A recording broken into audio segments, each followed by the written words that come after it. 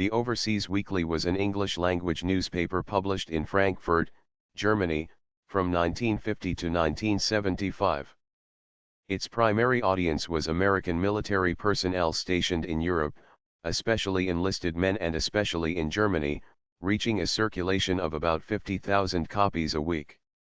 Sister publications eventually included Overseas Family and Overseas Traveler, as well as a Pacific edition during the height of the Vietnam War. The AO was founded by an American civilian, Marion von Respach, and 3 male colleagues who were then completing their military service.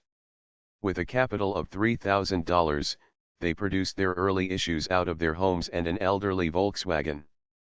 With the outbreak of the Korean War in June 1950, the men were retained in the U.S. By focusing on stories too racy for the official military daily, Stars and Stripes, AO had a circulation of 15,000 by 1953, when the military establishment banned it from base newsstands. Noland and filed suit against the Secretary of Defense, Charles Irwin Wilson, actions that succeeded in lifting the ban and increasing its profile. Respach rented offices in the Frankfurt Press Club, contracted with the Frankfurter Allgemeine Zeitung to print the newspaper, and hired a staff of German and expatriate civilians and former U.S.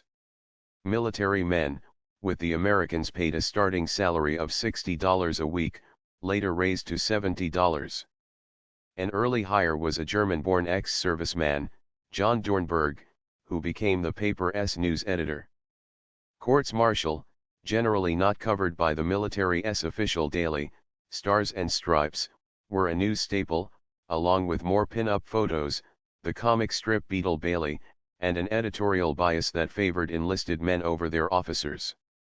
In 1958, Respach added a second weekly, The Overseas Family, edited by Cecil Neff and more genteel in content, to appeal to the wives and children of military personnel. In 1961, an AO reporter broke the story of the Pro-Blue program sponsored by Maj.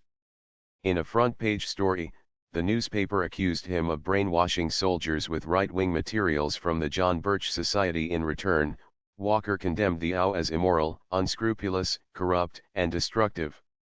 Relieved of his command and passed over for promotion, General Walker resigned from the U.S.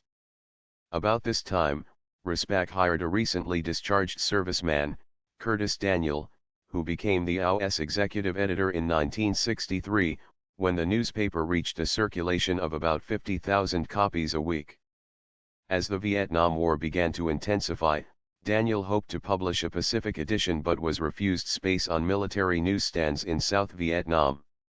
Nevertheless, in 1966, he sent reporter Anne Bryan to Saigon to establish a bureau there, and in time she won permission to publish a Pacific edition of the AO, printed in Hong Kong and flown to Saigon each week.